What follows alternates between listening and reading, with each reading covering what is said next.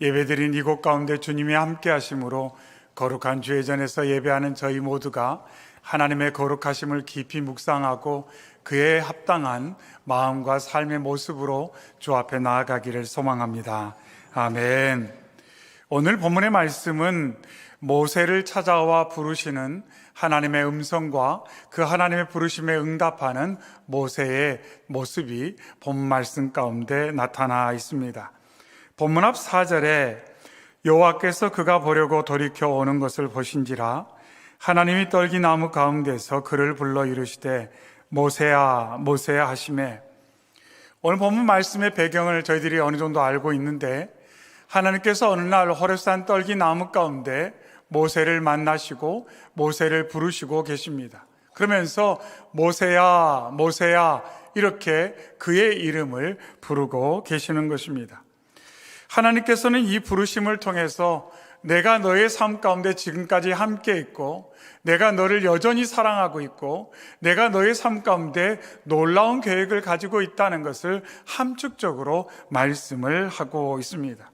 그러면서 하나님의 놀라운 계획이 이제 또 한 번 이루어질 때가 되었음을 이러한 부르심을 통해서 드러내고 계십니다. 이러한 하나님의 부르심에 모세는 이렇게 반응합니다. 4절 하반에 그가 이르되 내가 여기 있나이다 이렇게 응답을 하고 있습니다. 하나님, 제가 여기 있습니다. 내가 여기 있나이다 라는 반응은 하나님, 제가 들을 준비가 되어 있습니다. 제가 듣겠습니다 라는 그러한 내용으로도 충분히 해석이 가능합니다. 모세는 하나님을 만나자마자 하나님, 제가 듣겠습니다 이렇게 말하고 있어요. 우리가 신앙생활을 하다 보면 하나님 제발 들어주십시오, 제가 말할 테니 하나님 들으셔야 됩니다, 이런 모습으로 신앙생활 할 때가 있는데 모세는 하나님을 만나자마자 하나님, 제가 듣겠습니다, 저는 제가 들어야 하는 존재라는 것을 알고 있습니다, 제가 이 시간 집중해서 하나님을 만나는 이 시간에 하나님의 음성에 귀를 기울이겠습니다 이렇게 응답을 했습니다. 그런데 모세뿐만 아니라 아브라함도 그렇고 사무엘도 그렇고 모두가 동일하게 하나님의 음성을 듣고는 하나님, 제가 여기 있습니다, 제가 들을 준비가 되어 있습니다, 듣겠습니다, 말씀해 주십시오 이렇게 반응하는 것을 볼 수가 있습니다. 하나님께서는 이처럼 제가 여기 있습니다, 듣겠습니다 응답하는 모세에게 놀라운 메시지를 선포해 주셨습니다. 먼저 하나님께서는 지금까지 하나님께서 이스라엘 백성들과 모세의 삶을 보고 있었고 듣고 있었고 알고 있다 이렇게 말씀하십니다. 7절에 여호와께서 이르시되 내가 애굽에 있는 내 백성의 고통을 분명히 보고 그들이 그들의 감독자로 말미암아 부르짖음을 듣고 그 근심을 알고, 그래서 하나님께서 모세에게 뭐라고 말씀하냐면 내가 보고 있다, 내가 듣고 있다, 내가 알고 있다. 혹여 너희들이 너무 힘들어서 너무 괴로워서 너무 지치고 아파서 하나님이 나를 모르시는 것 아냐? 하나님이 나의 부르짖음을 듣고 계시지 않는 것 아냐? 하나님께서 나에게 무관심하거나 내가 마치 세상에 버려진 존재처럼 내가 아무런 하나님의 사랑과 관심 밖에 있는 것 아닌가 하는 생각이 드는 순간에도 하나님은 여전히 보고 계시고 듣고 계시고 알고 계시다 이렇게 모세에게 선포를 하셨습니다. 또한 이 말씀은 모세에게도 너가 미디안 광야에 있을 때나 애굽 궁에 있을 때나 나는 너를 보고 있었고 듣고 있고 알고 있는 하나님이다, 나는 모르는 것이 없다 이렇게 하나님께서 설명을 하십니다. 그러면서 하나님께서 이제 때가 되어 내가 이스라엘 백성들을 고통과 억압에서 구원하겠다 이렇게 말씀합니다. 8절에 내가 내려가서 그들을 애굽인의 손에서 건져내고 그들을 그 땅에서 인도하여 내겠다고 말씀하고 있습니다. 내가 건져내고 인도하겠다, 그리고 데려가겠다 이렇게 말씀하십니다. 그러면서 뭘 먼저 강조하냐면 내가 이렇게 말합니다. 내가 다른 누가 이 모든 일을 계획하고 진행하고 성취하는 것이 아니라 오늘 너를 찾아온 내가 이런 계획을 가지고 있고 이런 계획을 이제 실행할 것이다. 하나님께서 말씀을 모세에게 선포하고 있습니다. 모든 구원의 과정이 하나님 주도로 이루어질 것이라고 말씀하고 있습니다. 그러면서 이 놀라운 하나님의 계획 가운데 모세를 향한 소명이 무엇인지를 구체적으로 알려주십니다. 9절에 이제 가라, 이스라엘 자손의 부르짖음이 내게 달하고 애굽 사람이 그들을 괴롭히는 학대도 내가 보았으니 이제 내가 너를 바로에게 보내어 너에게 내 백성 이스라엘 자손을 애굽에서 인도하여 내게 하리라, 이렇게 말씀합니다. 근데 본문 말씀 가운데 또 강조되는 표현인데 이제 이렇게 말합니다. 지금이 그때다. 즉 하나님께는 하나님의 시간표가 있다는 것을 오늘 말씀을 통해 정확하게 일러주고 있습니다. 하나님의 시간표가 있다는 겁니다. 하나님의 계획이 있다는 것입니다. 하나님께서 모든 것을 아시고 모든 것을 듣고 계시고 모든 것을 보고 계시는 과정 가운데 하나님께서 계획하신 바가 있고 그 계획은 사람에 의해서 변동되지 않고 하나님의 때에 하나님께서 주도적으로 이루시는데 그 하나님의 일을 이루시는 과정 가운데 하나님의 사람을 세우시고 그들과 함께 하나님께서는 놀라운 일을 이루심을 여기서 말씀하고 있습니다. 그래서 모세야, 이제 때가 되었다. 너가 애굽에 내려가서 내가 너에게 말한 것을 행하면 놀라운 구원의 역사를 너희 동족 이스라엘 백성이 경험하게 될 거다. 이렇게 선포하십니다. 근데 이 말씀 가운데는 어떠한 질문이나 권유도 담고 있지 않습니다. 모세야, 너 준비가 됐느냐? 요즘 여건과 상황은 어떠냐? 너 판단은 어떠냐? 이런 것을 하나님께서 모세에게 질문하지 않으셨다는 겁니다. 호렙산 떨기 나무 가운데 나타나신, 그리고 모세를 부르신 그 하나님께서는 하나님의 계획이 무엇인지를 정확하게 모세에게 일러주시고 그 놀라운 구원 역사 가운데 모세가 어떻게 하나님께 쓰임받게 될지를 설명을 해 주셨습니다. 이런 하나님의 말씀에 모세는 즉각적으로 아멘 이렇게 응답하지는 못했습니다. 11절에 모세가 하나님께 아뢰되 내가 누구이기에 바로에게 가며 이스라엘 자손을 애굽에서 인도하여 내리까, 이렇게 응답하고 있습니다. 자신의 이름을 부를 때는 하나님 제가 여기 있습니다, 듣겠습니다 라고 응답했던 모세가 하나님의 놀라운 계획과 자신을 향한 소명을 선포하시자 뭐라고 반응하냐면 제가 누구입니까? 이렇게 질문하고 있어요. 내가 누구이기에 라는 이 응답은 제가 누구입니까? 라는 질문인 것입니다. 하나님 제가 누구인지 알지 않습니까? 저는 지난 40년 동안 양을 키우면서 이 미디안 광야에서 삶을 보냈습니다. 하나님께서 말씀하신 그 놀라운 일을 감당할 만한 인물이 못 됩니다. 부적격합니다. 불충분합니다. 하나님 제 나이 아시잖아요. 요즘 제가 살고 있는 모습도 잘 아신다고 말씀하셨지 않습니까? 그런데 왜 갑작스럽게 저에게 이같이 놀라운 일을 하라고 말씀하십니까? 아무리 생각해봐도 저는 너무 부족합니다. 이런 마음이 그 질문 안에 담겨져 있다는 겁니다. 하나님의 놀라운 말씀을 듣자 모세는 자신의 삶을 돌아봤어요. 그런데 아무리 생각해봐도 자신은 너무 부족하고 너무 불충분하다는 느낌을 받았습니다. 한쪽으로 보면 겸손한 것 같고 또 한쪽으로 보면 하나님의 말씀에 온전히 응답하지 못하는 모세의 연약함도 느껴집니다.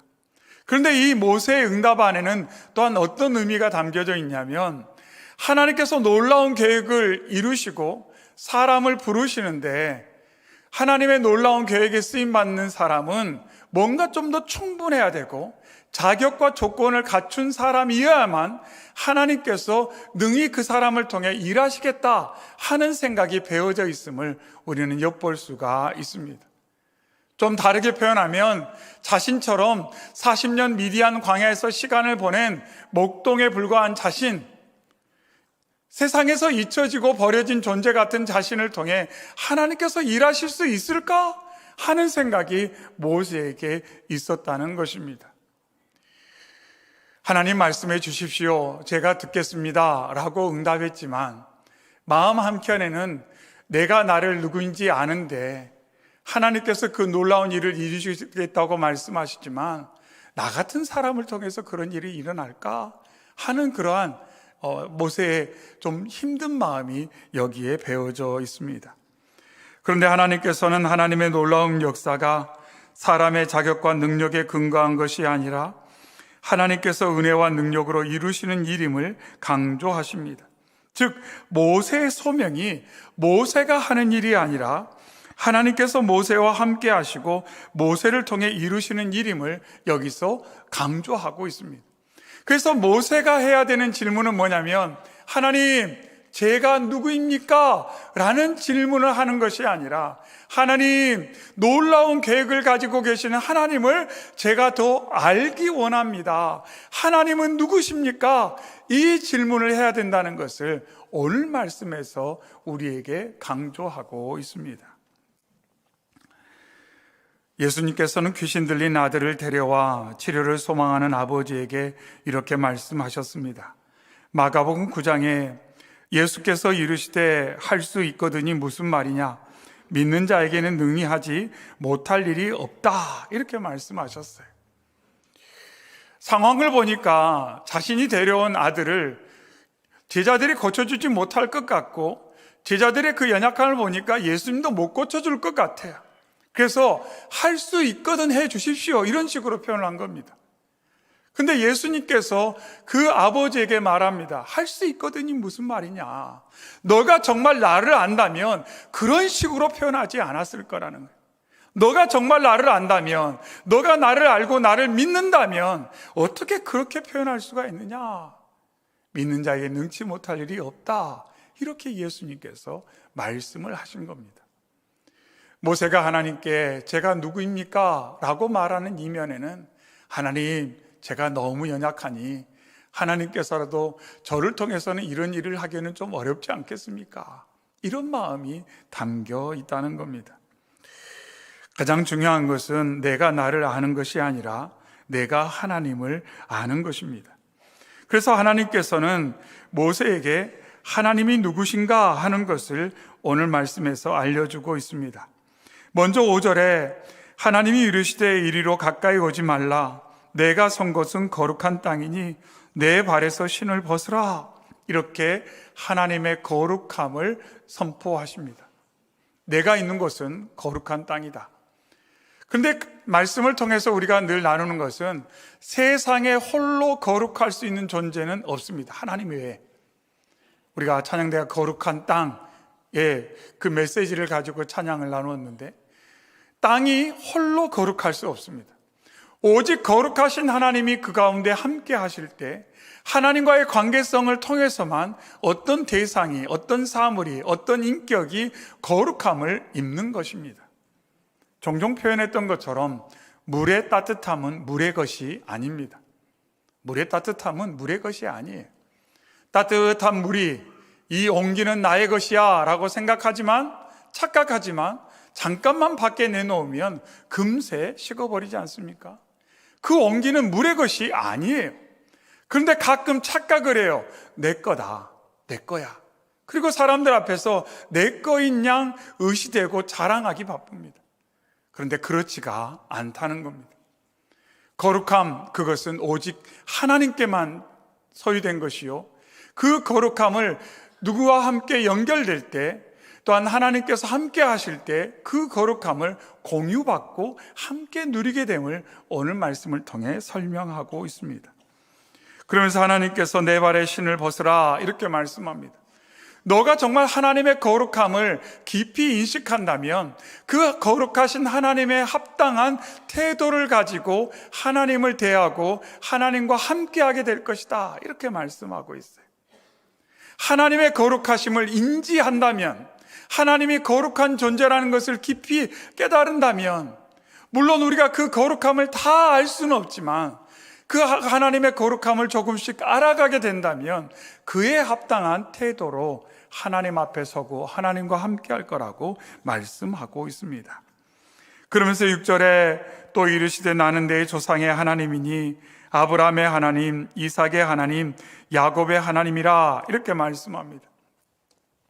하나님은 이 말씀을 통해 자신이 신실하다는 것을 강조합니다. 아브라함에게나 야곱에게나 이삭에게나 나는 변함없는 존재다. 사람에 의해서 변화되어지는 존재가 아니다. 누가 뭔가 예쁜 행동을 한다고 그를 더 사랑하고 누가 끔찍한 일을 한다고 그를 덜 사랑하는 하나님이 아니다. 이렇게 말씀합니다. 하나님은 충분히 사랑하고 계시고 그 사랑은 사람에 의해서 가감되지 않는다. 하나님에 의해서 움직이는 하나님이 아니고 늘 변함없이 신실한 하나님이시다. 이렇게 모세에게 일러주고 있습니다. 그 하나님께서 이제 이스라엘 백성들에게 하나님의 약속을 실행하겠다. 이렇게 선포하고 있는 것입니다. 그러면서 12절 말씀에 하나님이 이르시되 내가 반드시 너와 함께 있으리라 이렇게 강조하고 있습니다.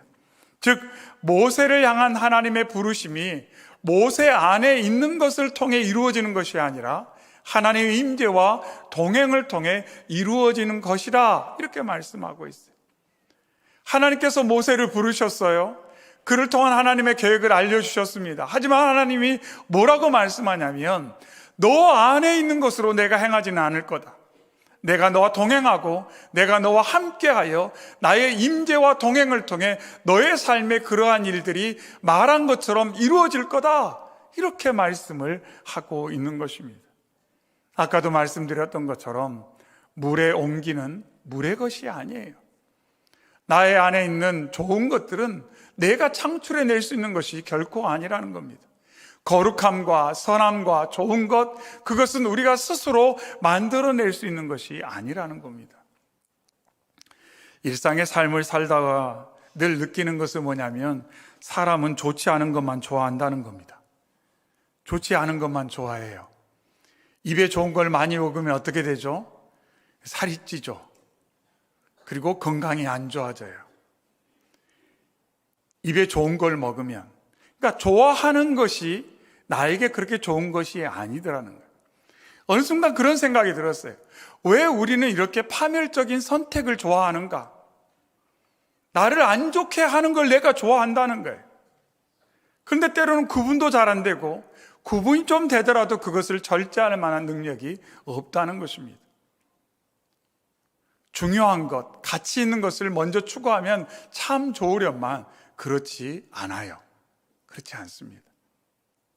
하나님께서는 모세에게 주신 말씀을 통해 저와 여러분들에게 너의 삶에 좋은 일은 너 스스로 할 수 있는 일이 아니라 내가 너와 함께하고 너가 나와 연합할 때만 그 일들은 나를 통해서 이루어질 거라고 하나님은 분명히 말씀을 하십니다.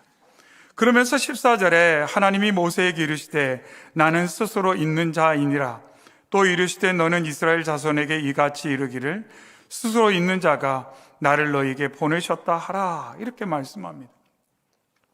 하나님께서는 자신의 이름을 묻는 모세에게 나는 스스로 있는 자다 이렇게 말씀하셨는데, 이 하나님의 자기소개 이면에는 뭐가 있냐면 너는 스스로 있을 수 없는 자야 라는 뜻이에요. 너는 스스로 있을 수 없는 자야 라는 뜻이에요. 우리 중에 누구도 스스로 있을 수 있는 자가 없다는 것입니다. 스스로 있을 수 있는 자가 아니에요. 우리는 때때로 내 안에 뭔가 좀 보암직하고 있어 보이는 것이 있는 것처럼 생각할 때가 있어요. 여러분, 가전제품 좋은 거 사다가 집에 딱 거실에 놔두면 막 가전제품이 막 저절로 작동을 하던가요? 스스로 생각할지 몰라요. 내가 신상이야, 보암직하지, 멋지지 않아? 하지만 가만히 놔두면 아무런 기능을 할 수가 없습니다. 연결이 돼야 돼요. 연결이 돼야 돼요. 아무리 우리 안에 뭔가 보암직한 게 있어 보일지 모르지만 하나님과 연결이 되지 않는다면, 하나님과 함께하지 않는다면, 하나님의 임재를 경험하지 않는다면 우리는 아무것도 할 수가 없다는 거예요. 그래서 하나님께서 말씀합니다. 스스로 있는 자는 나밖에 없다. 너는 스스로 있을 수 없는 자야. 스스로 있을 수 없는 자야. 너가 스스로 뭔가를 할 수 있다고 생각할지 모르고 순간 내 안에 뭐가 있지 자꾸 들여다보는데 너는 스스로 있을 수 없는 자야. 이렇게 말씀을 합니다. 우리가 자녀들에게 그런 질문을 많이 하죠. 마치 모세가 나는 누구입니까? 라고 질문했던 것처럼 넌 누구니? 라고 자녀들과 다음 세대에게 질문해요. 조금 더 확장해 보면 너는 성적이 어떻게 되냐? 너는 어떤 학교 다니냐? 어떻게 미래를 준비하고 있냐? 어떤 스펙이냐? 이런 걸 자꾸 질문하고 자꾸 그런 걸로 채워가기를 바랍니다. 물론 성실하게 준비는 해야 합니다. 노력은 해야죠. 그러나 오늘 말씀에서 강조한 것은 뭐냐면 그것으로 안 된다는 거예요. 그것으로 안 된다는 거예요. 그것으로 될 수가 없다는 겁니다. 하나님께서 모세에게 지금 말씀하고 있어요. 40년 전에 너는 마치 할 수 있다고 생각했지. 그때 난 널 부르지 않았다. 그리고 지금은 너는 아무것도 할 수 없는 것 같지 않느냐. 그런데 이제부터 시작이다. 이렇게 말씀을 하고 있어요. 하나님, 저는 아무것도 할 수 없는 것 같아요. 제가 저의 내면을 들여다보니 저는 너무 부족해요. 그것을 깨닫는 어떤 시점에서 하나님께서 그를 찾으시더라는 거예요. 그를 부르시더라는 거예요. 이제 됐구나. 너가 온유한 자로 예비되었구나. 하나님의 역사를 경험하고 하나님의 역사에 쓰임받으면서 내가 했다라고 말하지 않을 준비가 되어 있구나. 내가 스스로 홀로 있는, 스스로 있을 수 없는 존재라는 것을 깨달은 그 상태, 이제 준비가 되었다고 하나님께서 말씀을 하고 있는 것입니다. 예수님의 제자들도 마찬가지입니다. 예수님의 제자들도 예수님을 따를 때는 자신들이 뭔가 할 수 있다고 생각했어요. 자리만 맡겨주면 저희가 할 수 있을 것 같습니다. 하지만 예수님의 고난과 죽으심, 부활, 성령 세례를 경험하고 제자들은 깨달았어요. 아, 나는 부족하고 불충분하지만 주님께서 나를 사랑하시고 나의 삶 가운데 오늘도 함께 하시고 역사하시는구나. 그래서 성전에 올라가는 길에 미문 앞에 앉아있는 장인이 구걸하는 모습을 보고 이렇게 말합니다. 베드로가 이르되 은과 금은 내게 없거니와 내게 있는 이것을 내게 주노니 나사렛 예수 그리스도의 이름으로 일어나 걸으라. 이렇게 선포합니다. 여기서 은과 금이 없다는 말씀을 대할 때 제자들이 좀 돈이 없었나 보다 이렇게 해석하면 안 되는 거예요. 제자들이 알았다는 거예요. 내 안에 있는 것으로는 너에게 아무런 도움이 줄 수 없다는 거예요. 내게 있는 것으로는 너에게 아무런 도움이 줄 수 없다는 거예요. 우리는 때때로 내가 누군가에게 많은 도움을 줄 수 있다고 생각할 착각이 좀 있을 수 있어요. 물론 어떤 면에서는 도움을 줄 수 있습니다. 그러나 정작 인생에 필요한 것을 우리는 도와줄 수가 없습니다. 인생에 필요한 모든 것들을 다 도와줄 수 없어요. 베드로와 요한은 성령의 충만함을 받고 그것을 깊이 인지했습니다. 그래서 말합니다. 내게 너를 도와줄 만한 것은 없다.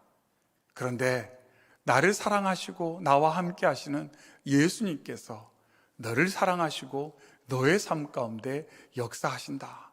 이렇게 선포를 합니다. 그리고 그 선포가 있자마자 놀라운 치유의 이적이 일어나게 되었습니다. 사람들이 모여서 모두 베드로와 요한을 바라봅니다. 그러자 베드로가 이렇게 말합니다. 사도행전 3장 12절에 베드로가 이것을 보고 백성에게 말하되 이스라엘 사람들아 이 일을 왜 놀랍게 여기느냐? 우리 개인의 권능과 경건으로 이 사람을 걷게 한 것처럼 왜 우리를 주목하느냐? 이렇게 말합니다. 여러분, 제가 이 일을 했다고 생각하십니까?